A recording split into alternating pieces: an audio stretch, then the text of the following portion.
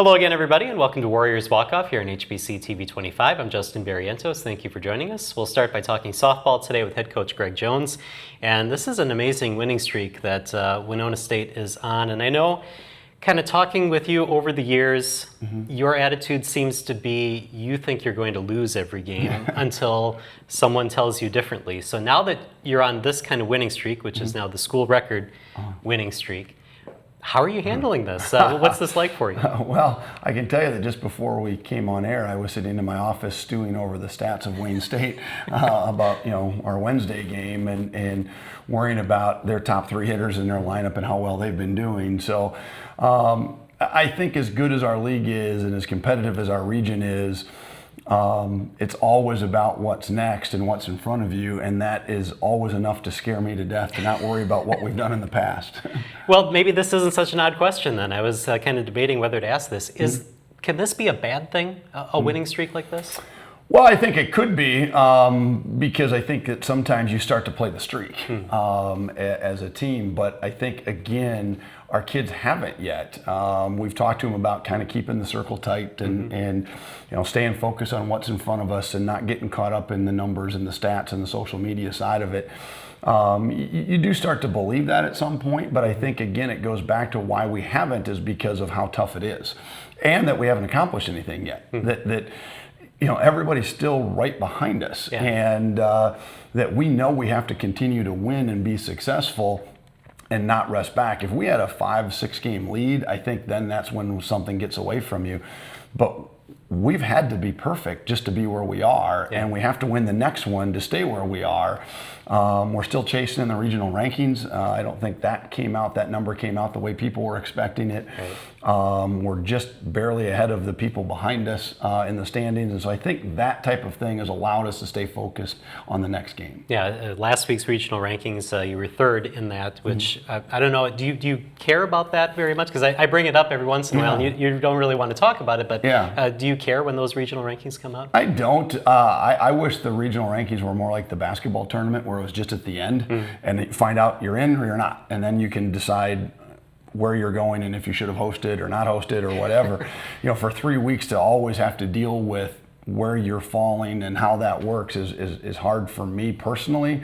My big goal is just to get in it. I just want to be in it. And I felt after this weekend now, beating a couple of other ranked teams regionally and having those head-to-heads, that it gave us a cushion that, okay, we're probably going to make it now. And that's always my big goal. Let's just get in, and then we'll figure out who we play, because it's so good and so competitive. And whether you're home or away or on the road, there's a lot of logistics that have to happen with that. But to me, I just want to be in it. All right, let's go back and talk about some of the games that happened this past week. First, the Concordia St. Paul doubleheader, a tight one to lead off, a 1-0 win, and then you get a grand slam in the second game to kind of push you over 11-3. What did you find out from your team in those couple games? Well, it was our third game in 3 days, and I was worried about, the good part was we didn't have a lot of travel. We'd had to play in Iowa instead of Bemidji, so it was only a 2-hour ride home. Coming off that Bemidji doubleheader. But we only had one hit going into the seventh inning of that game, and we just weren't doing anything offensively. And again, I just think it speaks to the resiliency of our kids, of being able to stay in the moment and not get frustrated, but to be able to put together, a rally in the seventh inning like that was huge.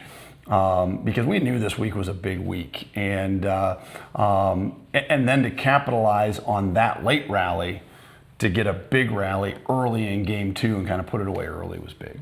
Back to that first game, it was small ball that kind of pushed you over, where you got the bunt first to advance the runner, and then eventually the run scored. Is that something that you're conscious of in a tight game like that we got to get at least one run over here? Yeah, we actually have a drill we do in practice called get them on, get them over, get them in, and that's what that's based on. You get a base hit, now next kid's got to get a bunt down, and now you've got 2 shots to get a hit, and we were able to do it, which was huge, because just because you practice doesn't mean you're good at it. But again, I think it goes back to what we've talked about all year with this team and on here, is that the ability to move the line and just you don't have to be the one who is the hero. It can be a different hero every day. And you know, Carly hits in the 9 spot. That doesn't mean she's our worst hitter. It just means that's her spot in the order because of how it feeds the rest of our batting order. And in that moment, she had the opportunity to be the hero just because of the situation of the game. But it was really a collection of at-bats in that inning that allowed the game to go the way it did. You talk about Carly being the 9 hitter, and that's one of the things you were talking about before this streak started, that you needed production 1 through 9. Are you getting that now where everybody is a threat in the lineup? I think we are, and I think that's what makes us tough to pitch to. You know, because our 3, 4, 5 is so good in the middle, but they're only as good as they are because of how we're feeding them, and that we're getting production top to bottom. And again, the other day that Jen steps up out of the 8 spot and gets the game-winning hit. So we've had 2 game-winning hits this week out of the 8 hitter and the 9 hitter. And again, it's not a rank order of where our hitters are. It's just how our lineup works and how it feeds each other. There are times I think we're too left-handed dominant. We have too many lefties in a row, I think, at times, but it's working, and so we're not changing it. Sure, okay. And then Minnesota Duluth, a couple wins there, 6-5 in one game, and then a 10-inning battle in the second game. Yeah, I think the Duluth games were the best games we've played all year so far as, I think the St. Cloud State games were probably the best we've played all year. I thought that was the best our team looked top to bottom, where if I were St. Cloud, I'd just been shaking my head like, what else do we need to do? And they just keep answering. But I thought the Duluth games were the most entertaining, strategically fun games we've played all year. You know, we were dead in the water, and Lex hit a big home run in the 6th inning. I still maintain for all the runs that scored and all that happened, the 2-run homer that Alexis hit in the 6th inning brought us back to life. We were buried at 5-0, and they were playing better than us.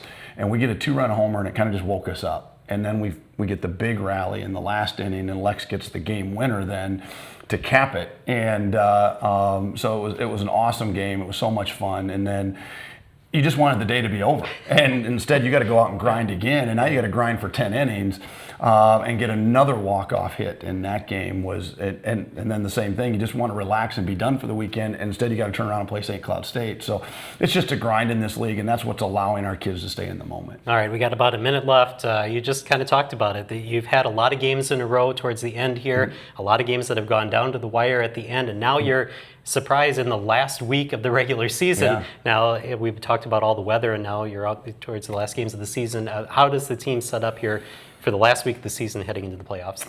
Yeah, we're actually on normal rest now because we had Sunday off for the holiday, and we don't play till Wednesday. And then we've got another couple of days and then the weekend. And it's going to be the first time all year we're going to play a normal week. Now, there is a little rain forecast late in the week. We'll see how it all plays out. But we're as rested and as healthy as anybody in the league. I think everybody's been backed up, and it's nice now to have a little less travel, only one road trip left. And so we'll see what happens. We just got to play the games that are in front of us. All right, we're going to take a break here on Warriors Walkoff. When we come back, Alexis Kelsey will join us right after this.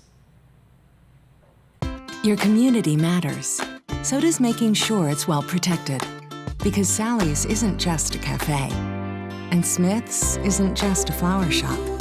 It's years of hard work and investment. Hey, new equipment looks great. And in this moment, you realize your independent auto owner's insurance agent is the right person to protect it. Auto Owners Insurance.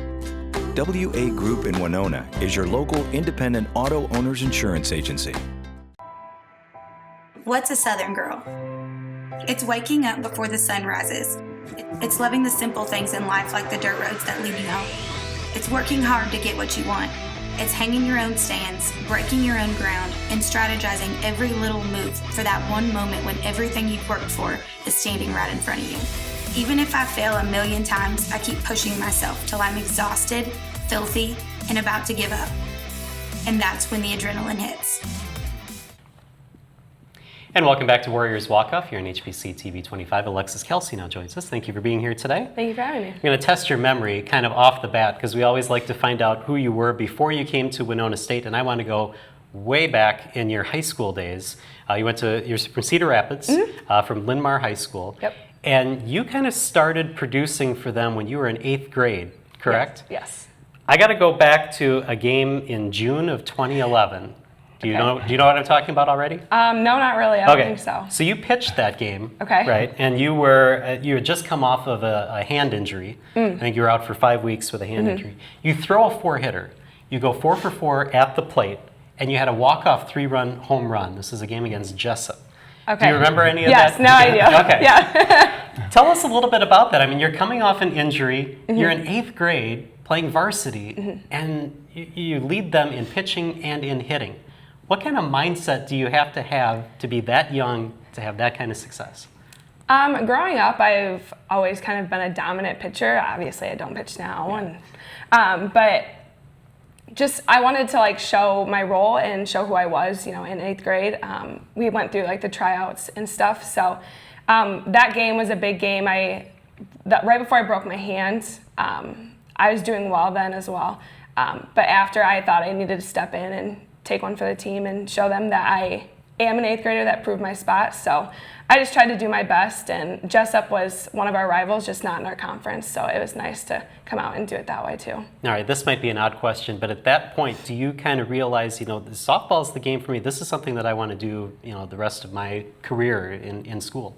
Growing up, I've been a one-sport pony. I really only played softball growing up, so I kind of knew from a young age that that's what I wanted to do forever. So. Okay, so when it comes time to choose a college, then you go to Northwest Missouri State, correct? Yes. Walk us through that a little bit, because again, you had some injuries there as well. What was the decision to leave there and look somewhere else?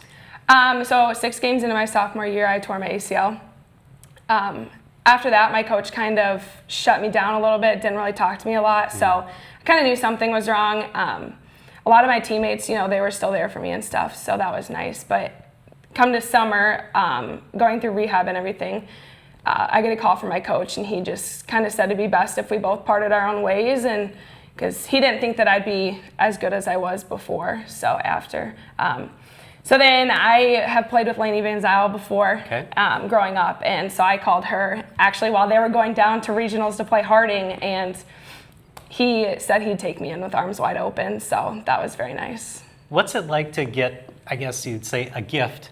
Someone gets hurt, and so then they lose their spot on another team, and it kind of falls in your lap like that. Yeah, well, it was interesting because her freshman year we played against her, and she ripped us pretty good. And I remember looking her up, trying to figure out, well, who is this kid? And because she was a freshman, so we didn't have any history on her. And then I realized she's from Cedar Rapids, and then you're mad. You're like, well, how did I miss this kid? And so anyway, then fast forward to the point we're in the airport, and we get, Lainey comes up and says, hey, would you be interested? And I said, well, there's nothing I can do about it. She's got to get her release first if she gets that, but we'd be happy to have that conversation. And then it just kind of snowballed, and it ended up on our lap, and it was just a huge get for us because we needed another offensive weapon, and we needed some help at first base, and it all just kind of rolled right into our lap. And so lucky is the best way to describe it. So prior to this season then, I think 2017 was the last time that you actually played in a softball game. Yes. What was it like to have that year off? I mean, do you focus on your schoolwork and try to get caught up with that sort of thing? What's in your mind for softball?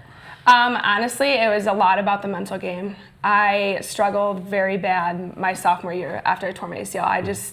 And after my coach put it in my head that I wouldn't be as good as I was, so I had to really try and focus on that and bring my mental game back. And then once I was released to start hitting and fielding and throwing and stuff like that, then it was kind of reversed into the physicality side of things. So it was very hard. And then you come to the Duluth games, and you're kind of the hero in that game. Talk us through that, and what was that like to have that kind of success again?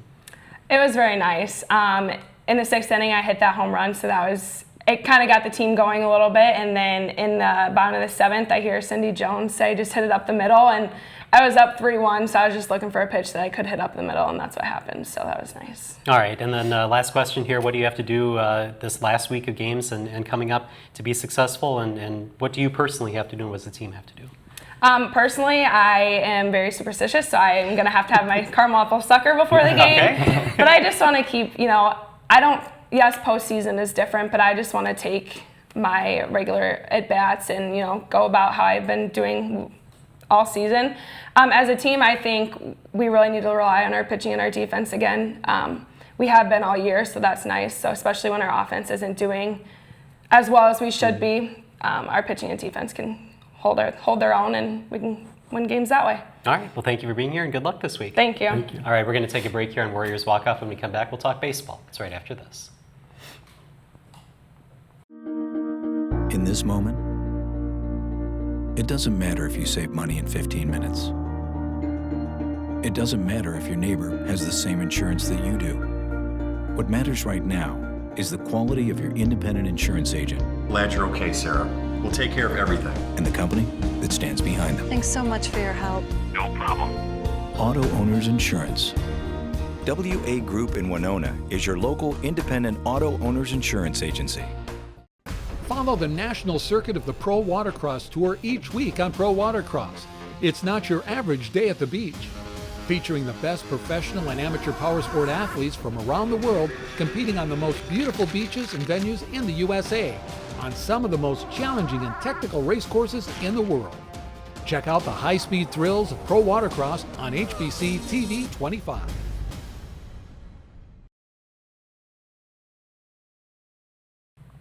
And welcome back to Warriors Walk-Off here on TV 25. I'm Justin Barrientos, and now talking baseball with head coach Kyle Polk. And how would you characterize this week? Because you faced off against one of the top teams in the conference in the country in Augustana, and then you also split with Wayne State.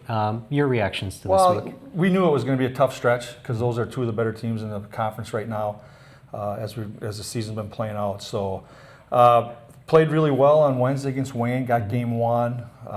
Struggled a little bit on the mound in the second game, but anytime you can split with one of the top couple teams in the league, you will take that. You like to win every game, but baseball reality is nobody wins every game. Right. So that was a positive for us.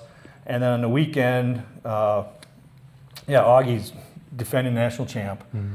Very good program. They do some things very, very well, and but we hung in with them. We had 4-2, and then 10-5. It was 7-5 game going to the 8th, and then the next day was a slugfest, and then we finally got a win on them. So the biggest thing I think taken away from it is we started to swing the bats again like we did early. We had a little bit of a lull in the middle of the season where we struggled offensively. Well, I think our bats are coming around again now, so that bodes good for us for the next couple weeks. Okay, let's back up to the Wayne State games. And first, you had a 5-1 win in the first game since the last time that we saw you. Talk about some of the things that you guys did right in that game and how you came away with the 5-1 win. Well, we had Aaron Mutter pitch the game one, and he did a good job. He's been our ace, basically. Him and Dylan Whitaker are 1A, 1B, and they've both been pitching very well. And he did a great job that game and kept them off balance. And then we had a couple times where we did a good job of getting runners in on scoring position. We capitalized on some of the things they did wrong. They had a few more walks than they generally have, and we capitalized on those. And those are things that we weren't doing the previous 2 weeks. So that was a good sign there. All right, game two. Just one of those oddities in baseball. Caleb Schoenholtz pitches to one batter, ends up getting hurt, and then you have to rely on your bullpen. First, how's Caleb doing, and what was the injury to him? Well, he's gonna get an MRI, I think, tomorrow. He's had a doctor's appointment last week, and then again Monday. Hopefully, they think it's probably labrum, but hopefully not. If it is, that means he's probably done for the year. Yeah. But again, that's kind of the situation where here we have Caleb ready to go, and he's been pitching very well for us and thinking we got a chance, and then he goes 5 pitches and he's got to come out of the game. So now we got to scramble, got to go to the bullpen, had to go to a couple of young guys, and they did okay. But again, they did a very good job of capitalizing on some things that when mistakes we made or gave up a couple free bases with walks and stuff. And Wayne State did a good job. But you can just see it. Once we had to pull Caleb out of the game, you can see our guys just kind of deflated. Yeah. It was kind of the same situation we had 2 years ago with one of our guys, DK, pitching up in St. Cloud in the first pitch of the game. He gets hit in that face with a line drive, and our guy just same thing. So, but we talk about you can't let that happen. We got to have next man up, and we got to fight through that. So. We'll see if we can continues or if we can learn from that. Let's kind of talk through that kind of situation when you have to go to your bullpen and you don't have anybody warmed up. Obviously, that pitcher can take as long as they want to get ready to pitch. What happens with the rest of the team during that time when the pitcher that's coming out of the bullpen has to try to warm up and try to get ready to go? What does the rest of the team do? Most of the time they're just going to stand around. Stand around, hopefully. And You know, and I thought, well, it's okay. It's early enough in the game. It's not like it's fourth inning when this happens or whatever. It's early enough in the game. We, you know, as a coaching staff, we kind of scramble. Okay, who do we have available? We have so. Okay, make sure that those guys are knowing that they're potentially going to be used today, and then get them so they can start thinking. And because most of the time when we got Caleb going, we're thinking 5-6 innings before anybody has to get up in the bullpen and do something. So it was just getting those guys, the bench guys and the bullpen guys, to start thinking, hey, I might be used a little bit earlier today. So. And then do you get somebody warming up in the bullpen right away after, because it's Justin Firpo, I think, that came in? Well, we said we're probably going to go 45, 50 pitches for him. So Okay. Once he got to the 30 pitches, 30, 35 pitches, and we said the next guy that we were picking, we told him to start getting loose and start moving around, doing stuff. And that was Levi Schaller, and we were looking probably at the same thing with him, 35 to 40 pitches. But I think we only got 1 inning out of him. And then we went to Jacob Watska, and Watska, who's been very good for us all year long, he just had one of those innings. He just struggled. And it happens, and I watch my Brewers. Josh Hader does it too. So Yes. Well, yeah, and the Twins, we've seen that quite a bit too. Yep. Okay, let's move on then to Augustana. And another kind of odd situation, you were supposed to play a 3-game series against Augustana, 2 games in one day, and then one game on the next, and then you decide, let's add another game, and then that game is not a conference game, even though you're playing a conference opponent. Can you talk about that? Well, a lot of teams are doing that because we went to 3-game series on the weekends, and so like Duluth, they took less early trips, and then they just picked up the 4th game every weekend. We did that with them, and we had that scheduled with Duluth prior. But Augie, Coach Huber, called me 2 weeks ago or whatever and said, hey, because we lost a couple games, they lost a couple games due to weather, said, how about we pick up that 4th game? I said, yeah, we'll do it. We'll play it. So then we changed the format because we were going to be a single on Friday, double Saturday, so we went double. Okay. And then we had to play 7-9 as our conference, and then the 3rd game has got to be 9 innings. So we went 7-9 doubleheader, and then 9 inning, 7 inning for the doubleheader. So the non-conference game was 7. Okay, and you played really well against Augustana. The first game 4-2, and then the second game they led wire to wire, but you were able to come back a little bit in that second game. Talk about the first games of the weekend. Yeah, they were. You know, we pitched well, and we started to swing the bat a little bit too, and doing some things. Basically, we just needed to stop them a little bit sometimes. They're I like to call them the track team of our baseball conference because they just run, and we've had pretty good success in the past throwing guys out early and then they quit. Well, we didn't do a good job of that this time, and so they just continued. They put some pressure on us to make plays. They're very good. They have a turf infield, and they're very good at just putting the bat on the ball and topping it and getting high hops and beating them out and stuff like that. So. But again, we came away, they beat us twice, but I felt very good about it. I started to see some things that we're getting back into what we were doing early in the year. So I was kind of happy with that. You're disappointed about the losses, but I was happy I could see the direction we're probably going back to where we're going to play some pretty good ball. Yeah, and probably glad you picked up that 4th game because you get the win in that one. Got the win in that one, yeah, so that was good. And the Saturday's games, the first one was 15 or 16-11. That was just a slugfest, and they got up early. We came back, got in it. They went up. We came back again and got in it and stuff. So it was just a little too late, I think, for us. We would have played a lot more, a few more innings. We could have maybe caught them and beat them. But then the second game that day, we played very well. Brett Herber, senior pitcher, did a good job keeping us in the game. And then we capitalized on some mistakes that they had. They gave us some walks and some things, and they had some bullpen arms that didn't do their job. All right, well, we need to take a break here on Warriors Walkoff. When we come back, Chad Herbst will join us right after this. In this moment, it doesn't matter if you save money in 15 minutes. It doesn't matter if your neighbor has the same insurance that you do. What matters right now is the quality of your independent insurance agent. Glad you're okay, Sarah. We'll take care of everything. And the company that stands behind them. Thanks so much for your help. No problem. Auto Owners Insurance. WA Group in Winona is your local independent auto owners insurance agency. And welcome back to Warriors Walkoff. Chad Herbst now joins us. Thank you for being here today. Thanks for having me. Let's go back a little bit to your high school days. You're a redshirt junior here at Winona State, but I want to kind of build a foundation of what you were athletically before you came here to Winona State. You're a 3-sport athlete. in high school, and your high school was very successful in all three of the sports that you played. Do you have any great memories about your high school athletic career? Yeah, indubitably. I think my biggest one actually came in basketball. We had a pretty good basketball team, and it was my junior year, and that was the furthest I ever got in the playoffs in any sport. And I think we got to the sectional final, and it was just awesome because in the school at that time, only the swim team was kind of the main prominent team. Okay. So it was nice to be a part of a team other than the swim team that made it pretty far. All right. Also played football and obviously baseball. And you played a lot of different positions in football: wide receiver, defensive back, punter, kicker. Talk about your football career and playing all those different positions. Yeah, it didn't actually start all that well. My first 2 years, I played mostly defense, and I didn't enjoy it all that much. I was smaller than a lot of people, so I got beat up. But then my junior year, actually, my coach kind of gave me a little ultimatum. He said, if you come back off of football, you can play receiver and you can kick and punt. And so I'd always enjoyed kicking and punting especially. And so I said, yeah, definitely, I'll come out, because I'd been thinking about going out for cross country. Okay. So I came back out, and things worked out well. I had a really fun last 2 years. Oh, so almost a four-sport athlete then. So how did you decide on baseball for college? I'd always probably loved baseball the most out of the three sports I played. Actually, when people always ask me which sport I like the most, I said whatever season I'm in. But when I got time to make a decision for the next level, I think baseball was my best option. I think it was where I kind of fit in the best at the next level, and my love for baseball carried on to the next level. All right, now I asked you about all the different positions you played in football, because in baseball in high school, you were a shortstop, you were a pitcher and a catcher, and now you're an outfielder. So how did you go from all those positions in high school to now an outfielder in college? In high school we didn't have a whole lot of guys out for the baseball program, and so just playing over the years, they just kind of threw me in at shortstop, and I enjoyed shortstop. I definitely wasn't the best shortstop, but I could make some plays there. And then catching was actually probably my favorite position in high school.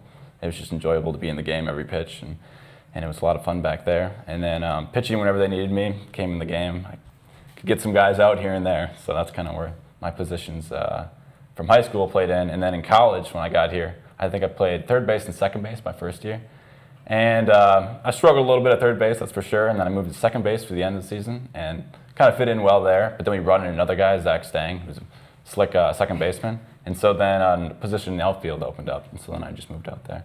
Okay. So what did you see in Chad in high school that made you want to bring him here to Winona State? Well, part of him was that versatility and athleticism. And that's the key thing there, knowing that he's not going to be locked in and be a one-position guy only, that we could see some things. And, we've even had him catch bullpens his first year and stuff in the pit and whatever, because we knew that background. But basically, it was just a guy that when I went and watched him, he made good contact all the time, but I could see that he could play more than one position. Mm-hmm. And so that versatility is something that we're looking at those guys when we're out recruiting.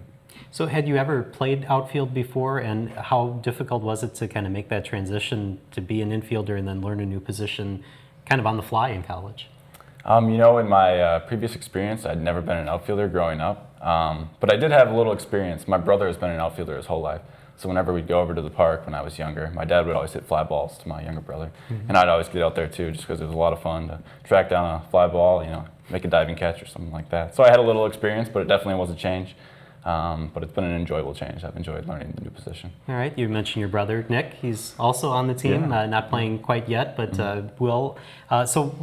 Did you kind of convince him to come here to Winona State then? Yeah, indubitably. I did, because he went to Illinois State his first semester this year, and he enjoyed it, but unfortunately things just didn't work out. They got a new coach, and then a lot of the freshmen were forced to kind of leave. Mm-hmm. And so right after that, he wanted to make a decision as quickly as possible, and he's knowing that I've enjoyed my time here. And so he said, yeah, would you mind if I came to Winona? I'm like, by all means, please come. He's a good player, so it'll help us in the future, that's for sure. Awesome, very good. All right, last question here. You got 2 weeks left in the regular season. What do you guys need to do to get back on track and be successful? I think the biggest thing is that we need to take it game by game. I think in past years on the team, guys looked at the schedule and they're like, oh, we got to take 2 here, we got to take, we got to sweep there.